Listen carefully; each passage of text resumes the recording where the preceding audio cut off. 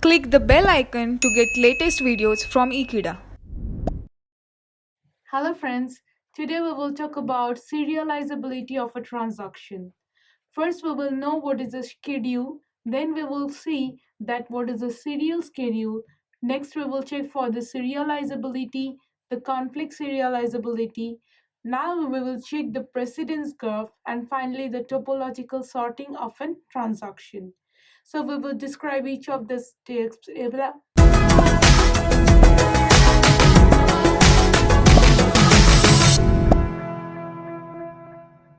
Hello friends, today we will talk about serializability of a transaction.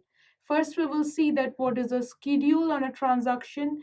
Next we will see that what is a serial schedule. After that we will check for the serializability, the conflict serializability, the precedence graph, and finally the topological sorting. We will discuss each of this topic elaboratively to see what is a serializability of a transaction. A transaction, as we know, is a set of operations that are operated together to perform a meaningful task. So, whether an operation is being terminated or being completed is a part of the transaction. And if the transaction need to be completed, then we are assuring that all the operations are done in a chronological order that the transaction is mentioning over the performance. Now, what is a schedule? A schedule can have more than one transactions that will be performed chronologically. So when there are more than one transaction that is involved in a task, not a set of operations, but a set of transactions, then we can talk them as a schedule. So how to define a schedule?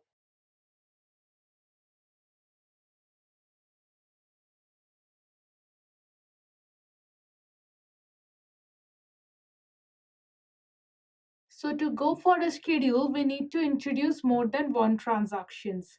So say for example, there are two transactions T1 and T2 that we can perform. So the T1 and T2 are described just below, that one need to transfer an amount from a bank account to another bank account.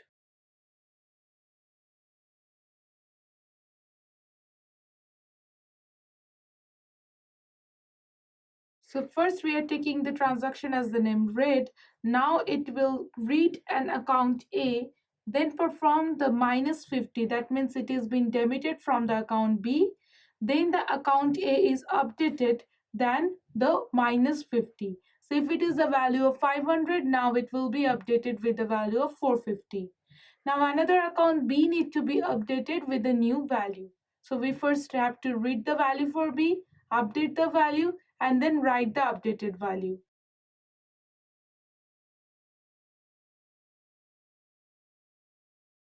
Now in this T2 transaction that will perform again on the account A and B, but not just deduct the amount and then add it to B. It will deduct a percentage, that is a 10% of the balance that is in the A, and that will be transferred to the B. So now we need to consider the balance, calculate the 10% of the balance, take this one as an amount that will be refunded into the B. So here also name it rate.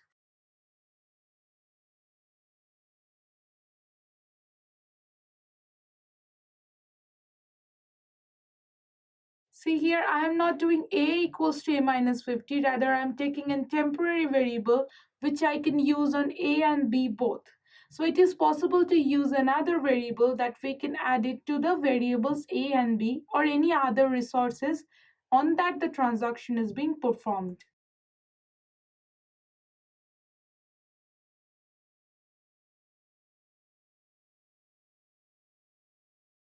Now these are the two transactions that we need to perform. Now say at any point of time we are checking for a balance, that if it is 500 and greater than 500, then we will deduct 50 from it, and if it is less than 500, then we will deduct 10% of the amount and then give it to the account B. So both of these are the transactions that we need to perform in cooperation of each other. So now if we have two or more transactions that we can perform at its entirety on the cooperation of each other, so that can be put down in a schedule. So now we can say that a schedule S can have the transactions in this way. So if the T1 is being performed first and the T2 is being performed next, then we can got together as a schedule S. So now we will have all the transactions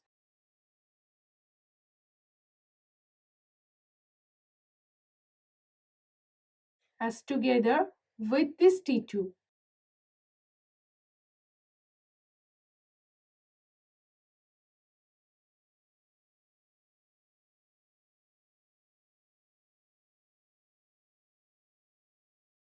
And now see as the schedule is that it will perform, say for an instance that it started with a 900 with the account.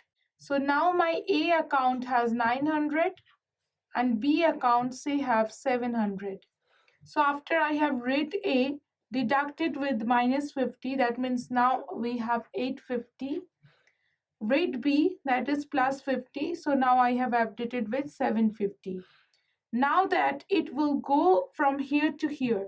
So it is not necessary that the transactions are optional, but also it can happen that one transaction will follow another transaction. So if this way it can happen, now we can go from this write B to read A again. So my read A is 850 now. Now we need to deduct a 0.01% from this 850.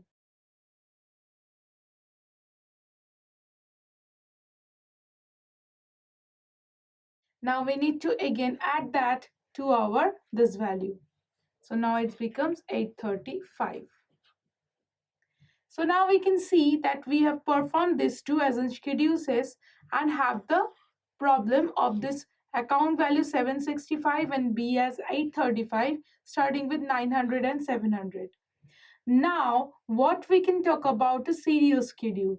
The schedule is said to be in serial if all the operations that belongs to a particular transactions appear together. Now the schedule S that we have derived, we can call it in serial schedule because all the operations of the transactions 1 has appeared together. Now after T1 has finished, we have moved to this T2 and performed all the operations again together. So it is not like that some parts of T1 has been performing, then T2, then again T1. That goes against the atomicity rule of a transaction. So when there is a maintenance of atomicity in a schedule of true transactions, then we can say that the schedule is a serial schedule. Now the serial schedule can be of n factorial times. That means if there are two transactions, so we can have 2 factorial number of combination of the schedules. So now if there is an n factorial, that means n factorial number of combination we can have from the schedule. Now let us see that if we form another serial schedule that perform this T2 first and T1 last, what will happen with an output?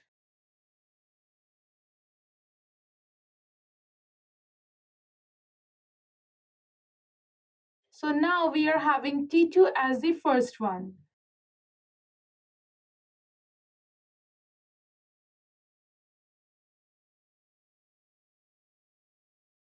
Now we will perform after T2, that is T1, all the transactions of T1.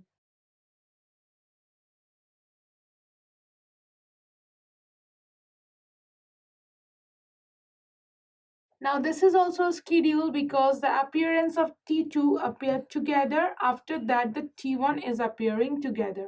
So we can also say that is a serial schedule. So this schedule will how generate the A and B. That we have started value with A that is 900 and B that is 700. So now we can say that 1% of this 900, that is on the 10% or deduction of A will happen. So we will have deducted this with 8110 and then added this with 790. So now what happens? We were reading the value of 8110, A minus 50. Now we can have 760 as the updated value. where here we will have 840 updated value. Now let us compare that with schedule S. Now on schedule S, we had 765 and 835 as our updated values. Now we can see that there is a discrimination between these two schedules that is serial to each other. So this is also possible that a possible serial schedule will have different output on the go where other possible schedule can differ other outputs. So the serial schedule doesn't hamper the serializability of that particular output. So it can happen that the transactions are performed in a different serial, then it will differ the output from each other. So it is absolutely fine, and we can also take that as a serial schedule if their output differs from each other. Now we need to talk about the serializability. So to what is the serializability, we will tell us. First, let us consider this example and let us consider two transactions that are happening with each other, I and j, for a schedule. So we are having two transactions ti and tj of each of this I and j. Now it can have with these two operations read and write. So we are not here considering other operations for our simplicity. We're taking only read and write on a particular item q as for each of the transaction. So for read and write, as there are two operations, so we can have 2 to the power 2, that is 4 number of the particular of the operation combination. So first let us consider each of this operation. Now if ti first go with this read q and tj also read with this read q operation. So number one is read iq and read jq. So their ordering doesn't matter because say two users are fetching their bank balances together, or they are just saying that what is the Sensex of today. So if they are only seeing the Sensex for today, so it doesn't matter that which of the user are viewing that as first, because both of them will see an updated value of the Sensex at the same time. So if the transaction is considering the read performance on a particular data item Q for each of the transaction Ti and Tj, then it doesn't matter that what order Ti and Tj is performing. Now let us consider that Ti is performing read I and J is performing write Q.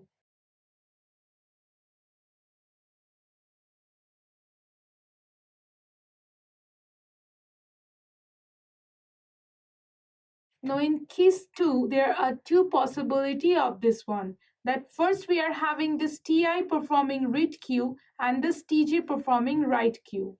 So now if Tj is performing a write, that means he is updating the value. So the transaction Tj is updating the value that Ti can never reach, because first it is getting the particular value on a data item Q, and then after that Tj is having that read Q on that write performance. That means Ti is not seeing the value that Tj is updating. So if read I Q is less than write IQ, that means we are having the read item not updated on that write queue. So it is inferring not updated. Now there is one more possibility for this one, that this Tj is performing first and then we are having Ti. Now Tj is updating an Q item what Ti can read. Say for our, now when we are having this write jq or the before write iq, now we can say that the value is being updated by this j transaction first, and then we are having the read on that particular I on the data item q. So now the transaction ti can have the updated value on the data item q.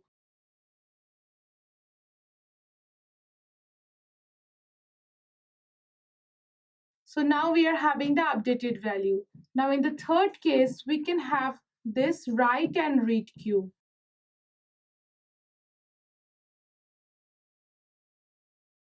Now what is happening now? The same with the second one, that if this read JQ is before the write JQ, that means we are having an updated value, otherwise not updated value. Now the fourth one is in write IQ and write JQ.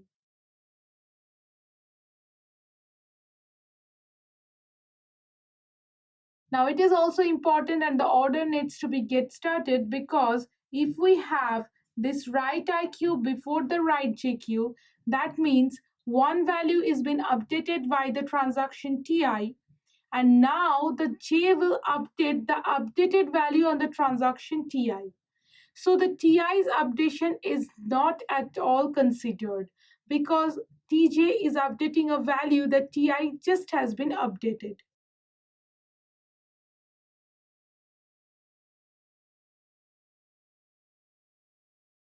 Now, if the same goes with this write JQ has is greater than write IQ, that means the write JQ has performed first and then the TI is performing an update on Q. That means the J's update is not considered.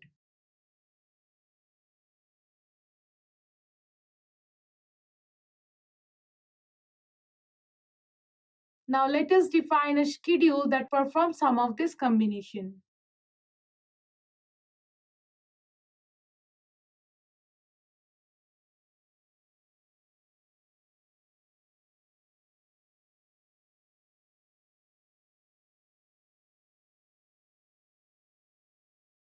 Now see what is happening. First, the T1 is reading a value of A, that is fine. Now T1 is updating the value of A. Now T2 is value of the reading of A. That means it is getting the updated value from A. And again it is updating the value. That means it is following write IJ is lesser than write JA. That means the write I on the J is not being done considered other than reading the value to this T2. The same goes with this B, that is it is first performed on the B read write, and now the updated value is being read by that IJ or the T2, and then it is again updated.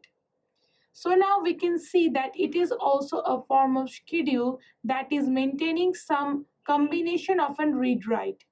Now how we can perform swapping to this schedule S on this S3 so that we can have an update on each of this item.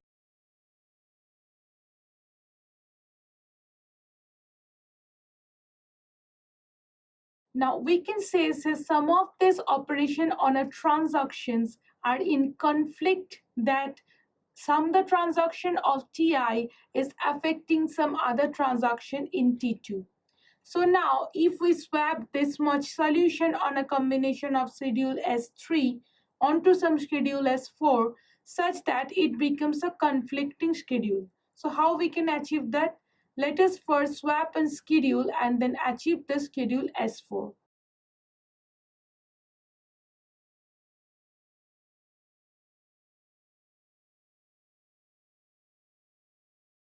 Now say this T1 is performing read A and write A. Now T2 is having read A. Now T1 is again having read B. Now T2 is performing write A. Now T1 is performing write B. T2 is read A. Again it is reading B and writing B. So now we can say that we have just swapped out this T1, T2 of schedule S3 to our schedule S4. So what happened to our schedule now? Let us see. First he is reading the item on A, then writing or updating the value on A. Now T2 is getting an update on this A by reading the value on that A. Now again it goes to read B. That means now the value has been read by that particular T1. Now the T2 is performing write A. That means the value that it has written or that particular value updated by TI or the T1 has been written again by T2. Now T1 is performing write B. That is the value that has been read by T1 is being updated by T1. After that, it is again reading the value of A, that the updated value of A. Now it is reading the value of B, that is the updated value of B. And finally writing the value for B, that is updating final value for B. Now we say that if two transactions are in conflict, that means they are forming different operations on the same data item. Number one and number two is the operations must be at least one of them is right.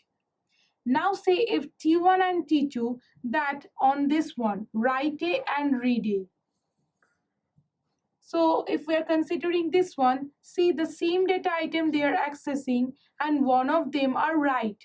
That means this write A is having this read B. Now when we are having the write and read same performing, that means T1 is updating a value that T2 is reading, which it is not supposed to. Now consider this one, that write B and read A. So now again they can be in conflict, but now we have to consider the difference on this one, that the write A and read B, now we are having write B and read A. That means one of them are right, that is being the matched one, but they are not on the same data item. That means the write is on the B and the read is on the A. So now we are having this one as a non-conflicting operation, but this one as a conflicting operation. So now if we can remove this one, that by conflicting or the swapping of this operation in such a way that we can avoid the conflicts, then we can say that we have avoided a conflicting schedule. Let us consider this one.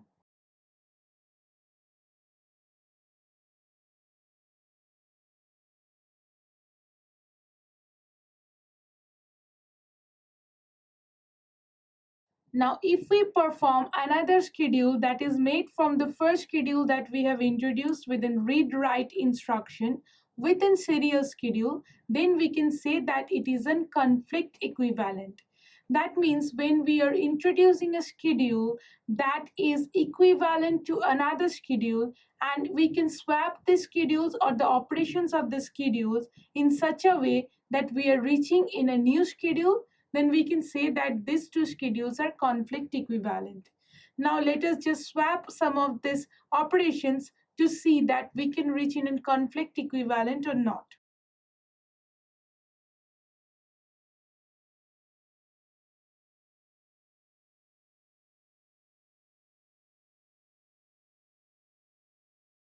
Now at first with as the read A with T1, we will just write it.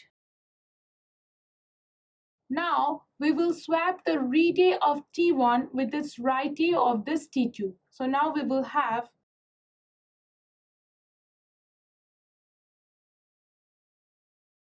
Now after just swap the read B of T1 with the write B of T2. So now again you will be swapped like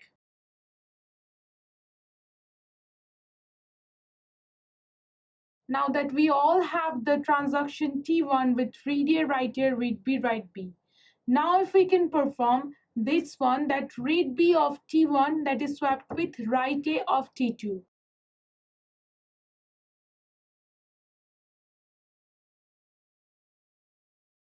So after that we will have the read B and write B of T2. Now see we have reached in a condition where we are having the same transactions with the schedule of only read-write operation. So if this is the schedule that we can arrive by swapping the conflict equivalent positions of the operations, then we have reducing this to a schedule S5, which is conflict equivalent to the previous schedule. Now the conflict equivalent just raise the new term for the conflict serializability. Say if a schedule is conflict equivalent and serial one, that means here also all the operations are appearing together in T1 and appear in T2 in together. So now we can say that this is serial and also conflict equivalent. So this is conflict serializability or conflict serializable. So now if this type of performance on a schedule happens, then we can say that the schedule can be conflict serializable to another schedule. Now if we write some schedule like this,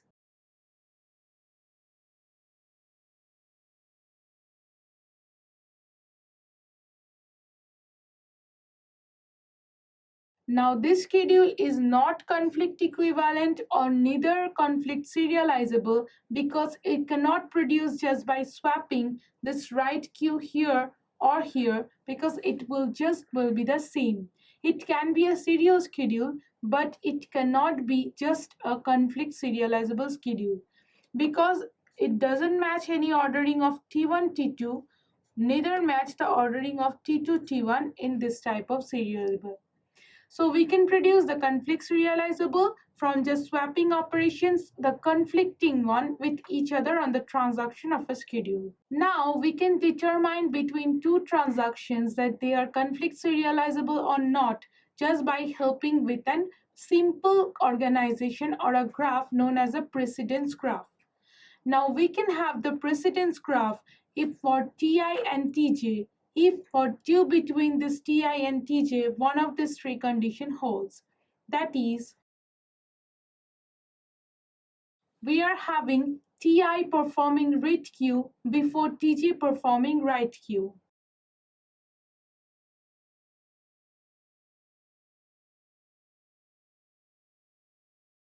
Or we are having write queue on Ti performing before read queue on Tj.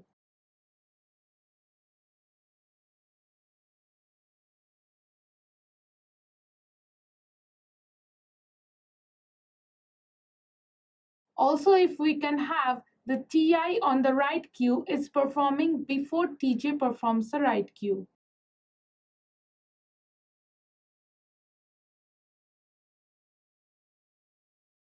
Now, if any of these three conditions holds, then we can draw a precedence graph from Ti to Tj. Now, how does a precedence graph looks?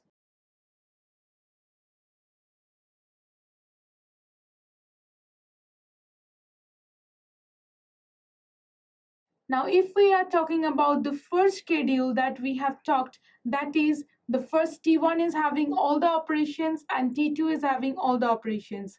Here we can see that for A, T1 was having a read before the write on that K, that means holding the first operation. Also, the T1 of B, that is the write on the B, is performing the read B before Tj is performing. That means the second one. And also the write on A that is performed by T1 is happening before the write A that is happening on this T2. So now three of these conditions hold for T1 and T2 for schedule S1. Then we can draw the precedence graph, that is T1 precedence T2 for holding this one. Now, if we consider the second schedule that happens all these three operations with T2 first and T1 next, then we can have T2 preceding T1, that is a precedence graph considering T2, then T1.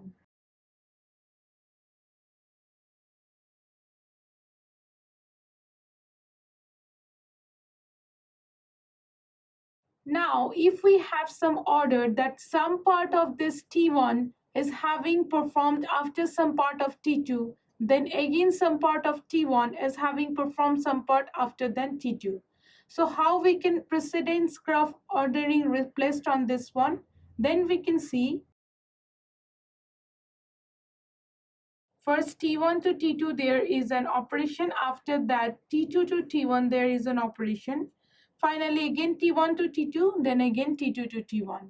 So for the schedule 3 we are having this much ordering.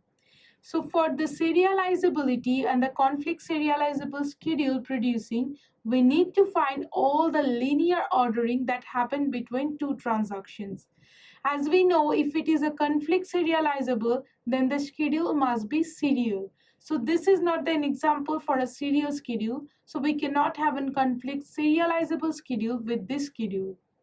Now, the linear ordering for finding a particular transactions on a situation on a schedule, we need to find the topological sorting on that particular graph. See, for this topological sorting of that particular graph,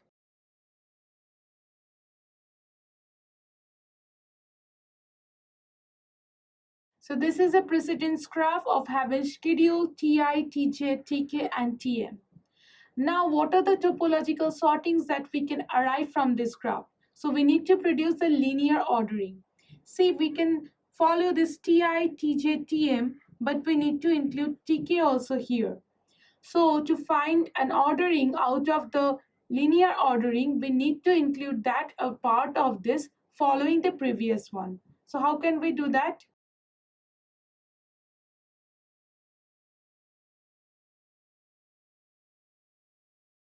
So at first we need to introduce TI. After that we can have TJ.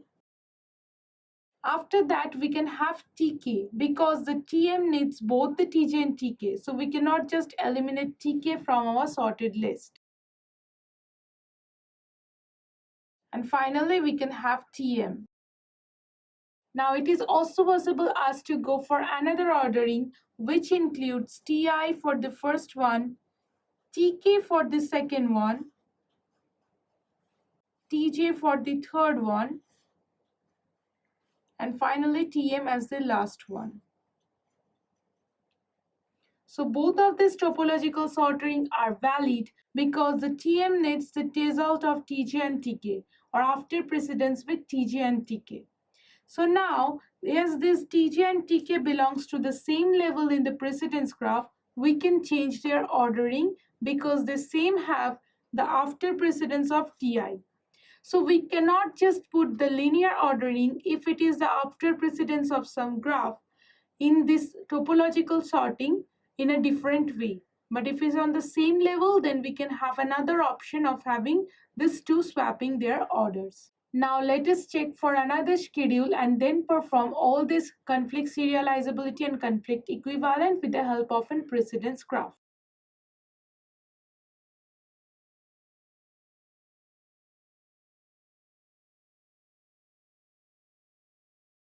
Now that T1 is performing the deducting 50 from the account A and T2 is then performing adding or the deducting 10 from account B.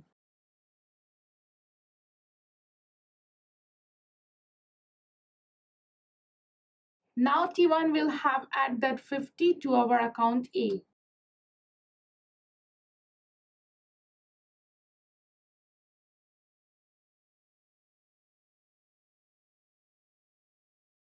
And finally the added account 10.